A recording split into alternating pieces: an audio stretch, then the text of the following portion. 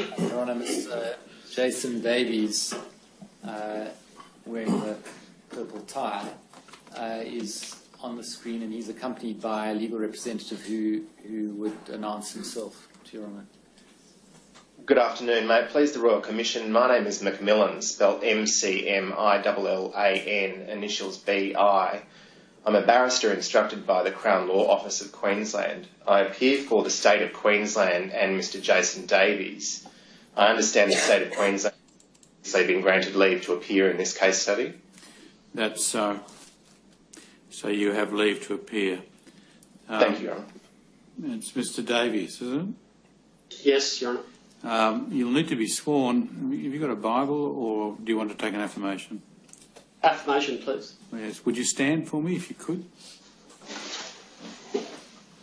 And just repeat after me. I do solemnly, sincerely and truly.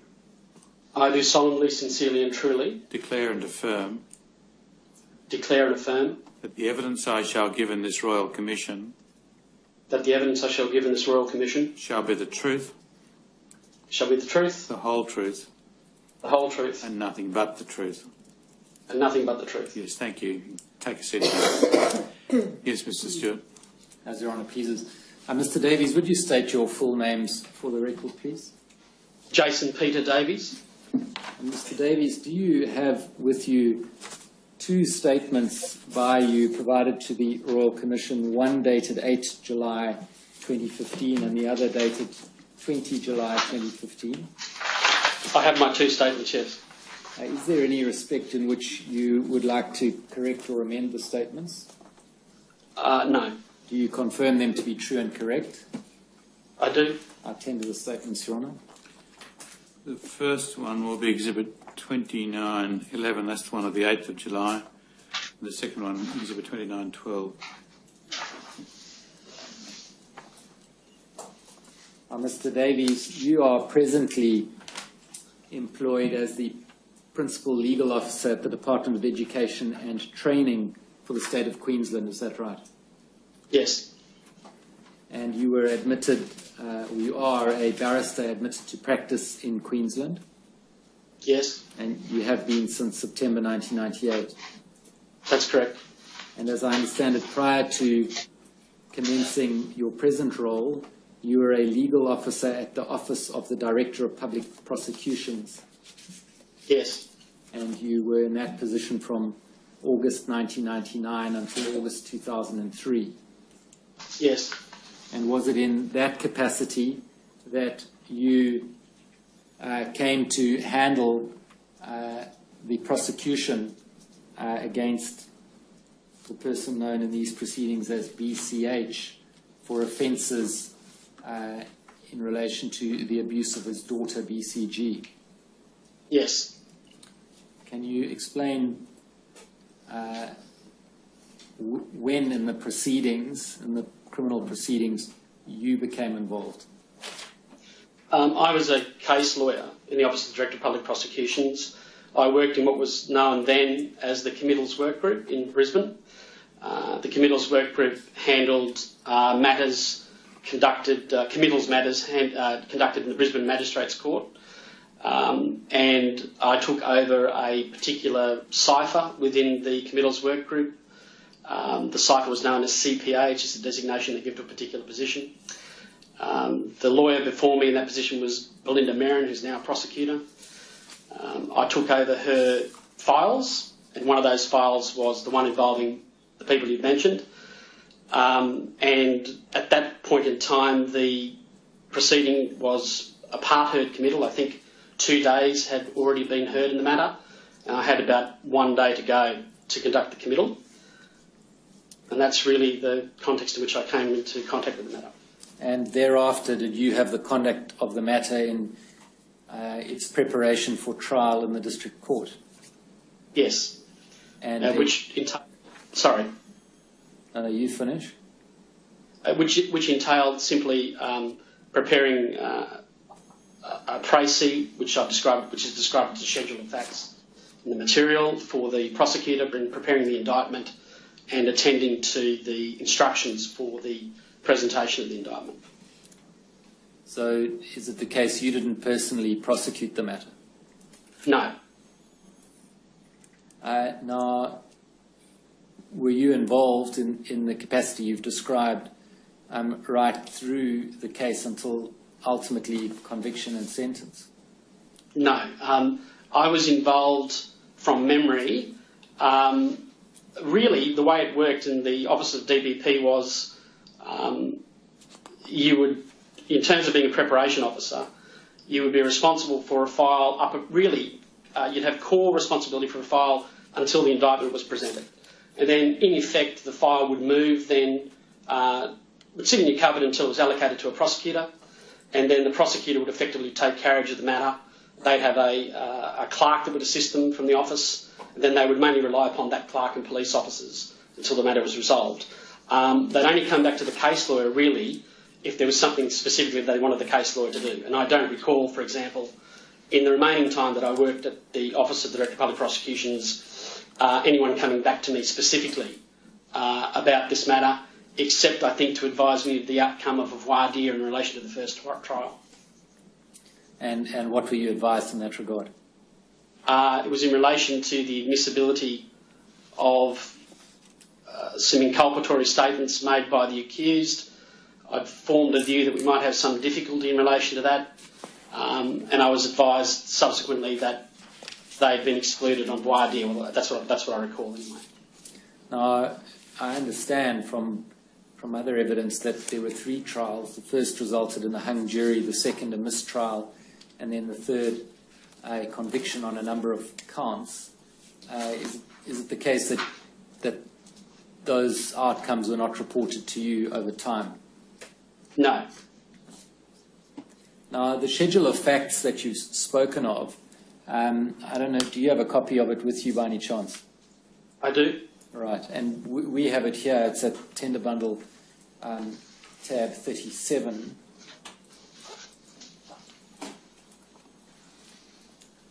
In the form in which you have it, Mr. Davies, does it have a ringtail reference in the top right-hand corner? It does. Can you identify the reference of the document you're looking at? It says QLD full stop 0068 full stop 001 full stop 1267. Right. And there's a statement in that schedule of facts in capital letters in the middle column which says a crucial factor in this trial is the social environment created by the congregation of Jehovah's Witnesses, which has strongly influenced the behaviour of the defendant and all witnesses. Did you cause that statement to be recorded there? Yes. Why did you write that, Mr. Davies? I had done a lot of preparation of offence matters involving sexual abuse of children, but this matter stuck out for me because I really had no exposure to matters involving the Jehovah's Witnesses. And when I read the material, conducted the last day of the committal, had spoken to the complainant, I think, on more than one occasion, I formed the view that it was important that whoever subsequently had the file after I'd done the initial preparation work should instantly know that there was a context that underpinned the whole case. And I think perhaps I was just naive and that I had no understanding of the Jehovah's and how they approach these type of matters. To be frank with you, I'd assumed that any adult who had heard the type of complaints that the victim in this case mentioned would instantly go to the police. So really what I was doing by putting that on the schedule was just making sure that people were alerted to the fact that this was not a run-of-the-mill type of matter. Beyond what you've explained with regard to going to the police, is there anything you were referring to in saying the influence and behaviour of the Jehovah's Witness faith? Yes. It also, I think, covered off 2 other matters, in my thinking at least. One was the time frame, an explanation for the time frame between the allegations first being made by the complainant and then subsequently coming to the attention of the police, which was a period of some years. Just being in working in the Office of the Director of Public Prosecutions, you become aware that it's not uncommon for defence counsel, particularly in so-called historical sex abuse cases, to raise delay as almost a form of impeachment of the complainant. So that part of my thinking there was that this would be partially to explain, when you looked at the evidence that the complainant gave, her faith was a significant explanation for why it took so long for her to go to the police. Secondly, it related to the circumstances in which the accused made the inculpatory statements I referred to earlier, which was something I'd never encountered before. I considered highly unusual, and I considered that it would have an impact on the admissibility of those statements. And do you recall what those circumstances were? In terms of the inculpatory statements? Yeah, the circumstances of the inculpatory statements.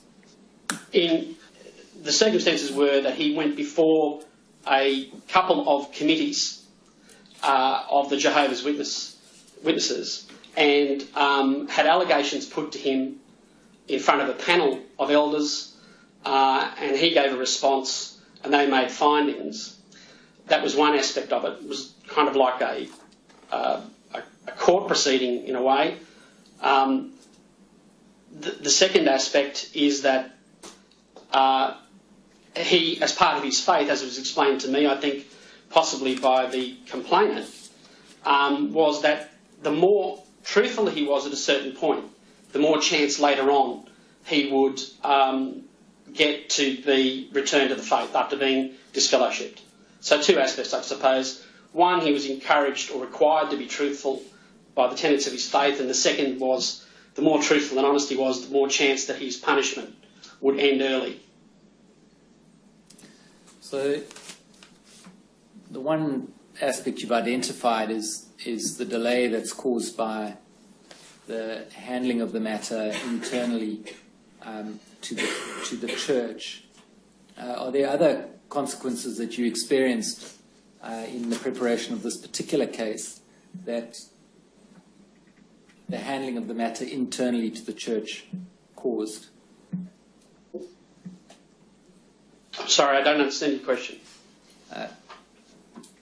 You've explained that because the matter was handled internally to the church and not reported to the police, there was a considerable delay before it was ultimately reported to the police.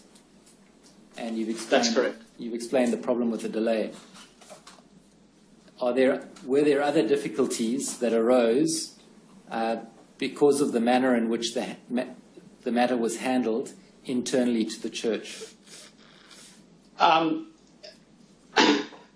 my thinking, the only other major problem was in relation to the admissibility of the accused's statements. I think that there were the other problem that I didn't focus on as much because it didn't necessarily impact directly on the prosecution of the matter, but I acknowledge it, is that the way the complaints were handled internally by the church must have had a terrible impact on the complainant, and it led her complaints to be exposed to a very wide variety of people, more so than you would normally see in a sexual abuse case, where a young victim would speak to maybe one other person perhaps, and then the matter would end up in the hands of the police. In this particular case, the complainant was forced to go before at least 3 other members of the church. I think her mother was present, father was there. I'm not sure whether any other persons were there. That was only on the first occasion. On the second occasion, it was even a bigger panel. And these are at least on the first occasion, people who live in her local community. So undoubtedly she was subject to some, gossip and innuendo that might have resulted from the revelation of those matters. And whether in this case or more generally, do you conceive of there being potentially a difficulty with regard to the contamination of evidence? Yes, that's true. Probably not as important in this case because of the age of the complainant and the relevant consistency of her statements over the years. I wouldn't have anticipated that as being specifically necessarily a problem in this case, but potentially in other cases, yes. It's true to say that the fewer people who discuss the matters directly with the complainant, the better, at least until it's in the hands of the police where they conduct a proper interview process with non-leading questions. Now, I don't wish to put you on the spot on a legal question, Mr. Davies, but you may be aware that in New South Wales and Victoria there are statutory offences for the concealment of certain types of offences. But I understand that there's no such statutory offence in Queensland. Would that be right? I understand that the relevant law, which would have been misprision of felony, ceased to be in operation in Queensland many years before I became a prosecutor. I think, from memory, possibly in the 80s. 1985, my research tells me, Mr. Davies. There you go. It was only an educated guess on my part. But that really meant that you didn't have the same, I suppose, prosecutorial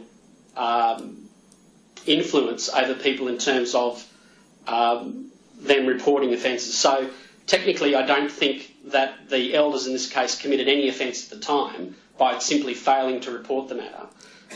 And, you know, in Queensland there still isn't a general offence of failing to report these type of matters, except in limited circumstances where you might be a mandated reporter in a particular professional occupation, such as teachers, doctors, police officers, child safety officers, etc.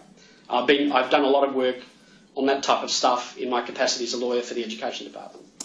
Mr. Davies, do you know the motivation for legislating to do away with the misprision law?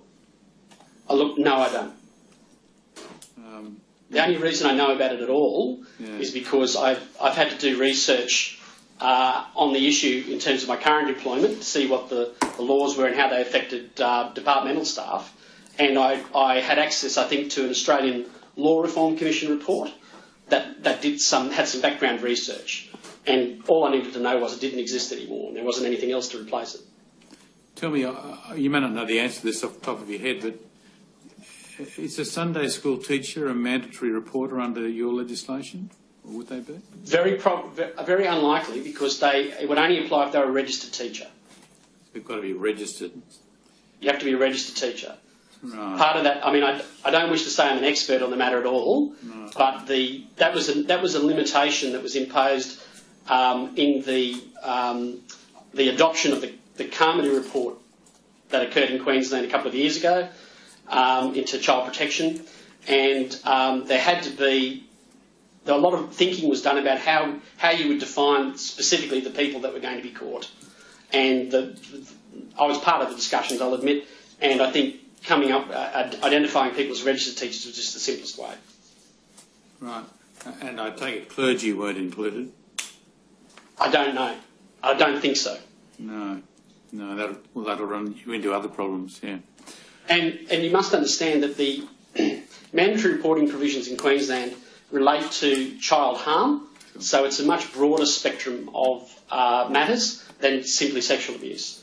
If you look at the Education General Provisions Act, for example, in Queensland, which I have a lot to do with, you will see that there is a specific reporting provision, mandatory reporting provision, on school staff in relation to any sexual abuse. And that was amended only a couple of years ago in respect of a report authored by Dr. Ben Matthews from the Queensland Griffith University, I think, or QUT. I think you'll forgive me, I think it's QUT, where he had examined the nature of the mandatory reporting provisions in Queensland, and we changed them. It used to be you only had to report the sexual abuse committed by another teacher. Now it's broader. So if it's happening in the home, it has to be reported if the teacher knows about it? In the course of their duties, yes.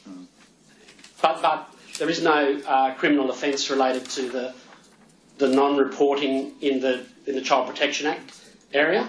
It's not an offence. The only comeback I suppose you have against a person who's a mandatory reporter who doesn't report is really an administrative one, such as discipline. So it's not an offence not to report? Not under the Child Protection Act, no. There's an obligation, but it's not an offence. Unless you... I haven't explored the question of whether there's a provision in the Queensland Criminal Code that applies in relation to people who have a duty to do something, and if they fail to do it, there's a default term of imprisonment that applies. So I don't recall specifically whether or not that has been ameliorated in terms of that particular obligation. It's odd to have an obligation without a sanction, but...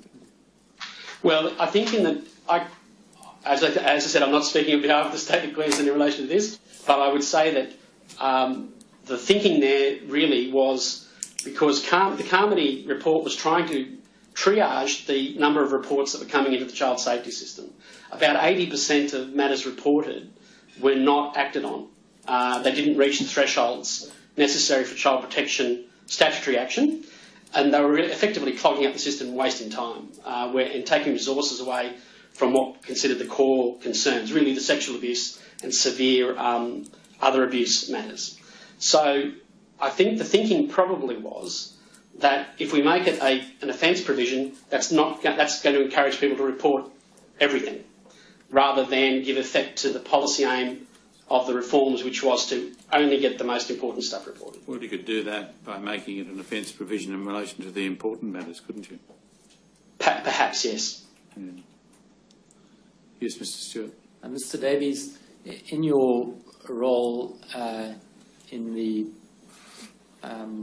prosecution service, did you have any involvement in other cases where there was some Jehovah's Witness element to it, relevant element?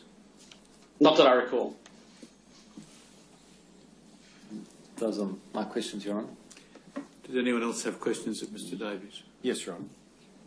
Anyone else? No. No. Yes. Thank you. My name is Coyne. I represent Dino Ali, Kevin Bowditch, Ron DeRoy and others in these proceedings. Mr. I Davies, think you need to just identify they're elders of the Jehovah's Witness Church. who are each elders in the Jehovah's Witness Church.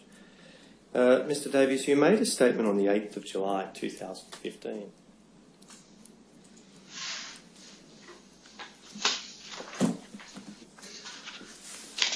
Correct? Yes? That statement was about your dealings with members of the Jehovah's Witness Church as part of the prosecution of someone. Yes? Yes? Yes. In that, did that include Mr. Dino Ali? Did you deal with him? I don't recall specifically. I did have access to the committal transcript. Yes. But I didn't check it specifically. I do recall that I led evidence from the elders, at least in relation to the first appeal matter, but I can't recall specifically who they were. Do you recall which elders made statements in relation to this matter? I recognise the names: DeRoy, Ali, Bowditch. Those are the ones that stick in my memory. Yes. As elders who made statements in relation to the prosecution. That's correct. Yes.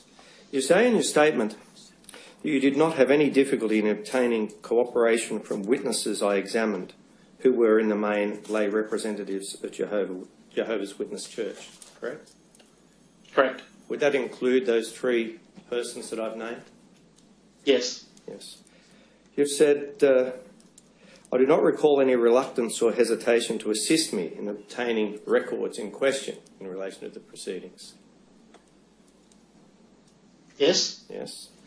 And you've also said, I do not recall feeling that they had been uncooperative or mendacious in any respect. Yes. And that's referring to the witnesses again? That's correct. And that would be the three named people before, Ali, DeRoy and Bowditch. That would be inclusive of them. I don't recall any problem with any of the witnesses, really, in the matter that I dealt with. And you requested statements for the prosecution, which they made? Well, I didn't request them. They would have been prepared and obtained by the police. Yes. They would have been part of the prosecution brief before I ever obtained the matter. But I may have spoken to them on the phone before the hearing. If, for example, the matter was going to be full evidence, Yes. that's just my memory of it, I might have wanted to speak to them and take them through their evidence beforehand, effectively, conferencing them, and then I would have led their evidence in court. But that's probably the only contact I would have had with those particular witnesses. Yes. If you had to characterise their statements from a prosecution standpoint, would it be correct to say that they were corroborative of the complaint? I think so. Would you also say that they contained alleged admissions of the accused? I think if they didn't specifically contain them, they certainly referred to them. Yes. Because I think there were, from memory, there were admissions outlined in other documents that we obtained directly from the Watchtower Society, I think, from memory. Yeah. And there was a solicitor I spoke to, and I had to organise a subpoena for documents. Yes. So each of those statements of DeRoy, Bowditch, Ali, were all in support of the prosecution of the accused. Yes. Thank you. Yes, no other questions? Mr Stewart? Nothing further, Your Honour, for Mr Davies. Thank you, Mr Davies. Thank you. That concludes your evidence and you're formally excused. Thank you. Might I also be excused, Your Honour? Oh, yes, certainly. I'm sorry, Mr McMillan.